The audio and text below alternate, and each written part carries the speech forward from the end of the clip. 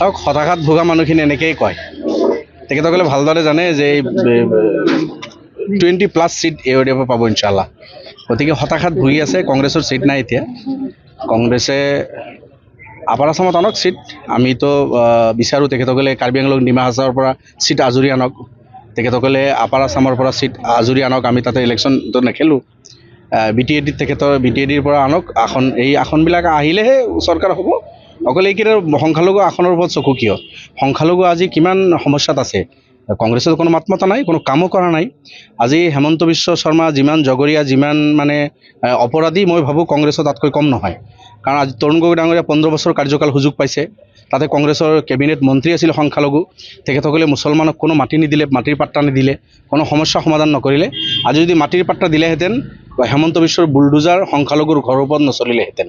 গতিকে মই ভাবোঁ হেমন্ত বিশ্ব যিমানখিনি অপৰাধী সমান সমান কংগ্ৰেছ অপৰাধী এই কথাখিনি মানুহে কিন্তু বুজি পাই আছে গতিকে সংখ্যালঘুৰ এই আসনকেইটাৰ ওপৰত চকু কিয় আপোনালোকৰ বিগত স্বাধীনতাৰ পিছৰ পৰা 79 বছৰ বেছি সময়তো আপোনালোকে ভোট ল'লে কোনো এটা সমস্যাটো সমাধান নকৰিলে ডি ভোটৰ সংখ্যা আপোনালোকৰ সময়ত আহি বাঢ়িল এইটো সবেই জানে যে ডি ভোটৰ সংখ্যা যিমান আছিল তৰুণ গগৈ ডাঙৰীয়াৰ কাৰ্যকালত আহি 3 গুণ বৃদ্ধি হ'ল মাটিৰ পাট্টা 1 বিঘা মাটিও আপোনালোকে নিদিলে আজি যদি বিজেপিয়ে লাখ লাখ হিন্দু ভাইসকলক মাটি দিব পাৰিছে আপোনালোকে আহি হিন্দু মুছলমান সকলক মাটি কিয় নিদিলে আমি কোৱা নাই যে মুছলমানক অকলে মাটি দিব লাগে কিন্তু আপোনালোকে হিন্দু মুছলমান ভূমিহীন সকলোকে দিব পাৰিলেহেঁতেন কিন্তু দিয়া নাই গতিকে এই সব কথা সংখ্যালঘুৰ মনত আছে মই ভাবোঁ জাকিৰ হুছেইন সিকদাৰ তেখেতসকলে কংগ্ৰেছে যদি ভাবিছে যে কেইখনমান আসন আনিব লাগে আপাৰ আসামত যাওক টি ট্ৰাইবছত সময় কাম কৰক কাৰ্বি আংলং ডিমা হাছাও যাওক BTADত পৰিশ্ৰম কৰক লাগিলে আমিও সেইফালে তেখেতসকলক কৈ দিম যে তাতে কংগ্ৰেছৰ সেইফালে ভোট চল সেইফালে যদি ভোট নাই সংখ্যালঘু এলেকাত কিন্তু আসন নাপায় এই কথা কিন্তু স্পষ্ট 2026 কিমানখন আসন পাব কি আইডিয়া চাওক এই কথা বাৰ্তাবিলাকতো আগতীয়াকৈ ঠিক নহয় গোটেইখিনিতো ওপৰৱালাৰ ওপৰত আমাৰ ভৰসা আছে আৰু জনগণে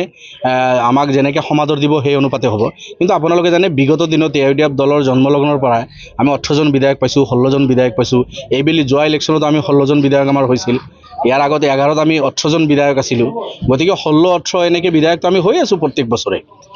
এই ইয়াৰ মাজত এইবেলি আমাৰ আসন আৰু বাঢ়িব বুলি আমি আশাবাদী জনগণে AODFৰ ওপৰত জনগণৰ আশীৰ্বাদ আছে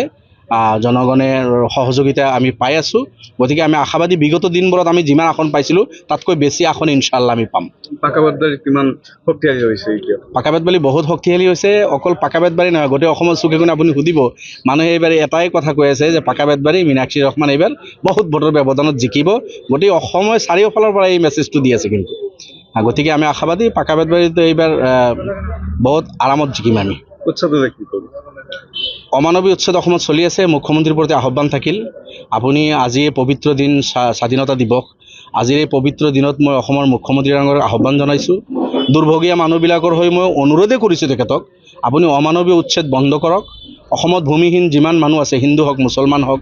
বাগানী ভাই হওক আদিবাসী হওক সকলোকে আপুনি ভূমি আবণ্টন দিয়ক সংস্থাপনৰ ব্যৱস্থা কৰক ইয়াৰ পিছত যদি আদানী আম্বানী কাৰোবাক মাটি দিব লগা আছে অলপ চলপ দিব আপুনি কিন্তু মানুহৰ সংস্থাপনৰ ব্যৱস্থা কৰি তাৰপিছত কৰক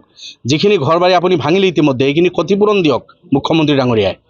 ল'ৰা ছোৱালীৰ শিক্ষাৰ অধিকাৰ আপুনি কাঢ়ি ল'লে ঘৰ বাৰী ভাঙি দিছে স্কুল কলেজত যোৱাৰ সুবিধা নাই আপুনি এবাৰ ভাবি চাব মুখ্যমন্ত্ৰী ডাঙৰীয়া যে আপুনি এই দুৰ্ভগীয়া মানুহবিলাকৰ ল'ৰা ছোৱালীৰ শিক্ষাৰ অধিকাৰ কাঢ়ি লৈ আছে ওপৰলৈ কিন্তু আপোনাক ক্ষমা নকৰে গতিকে মুখ্যমন্ত্ৰীৰ পৰা মোৰ আহ্বান থাকিল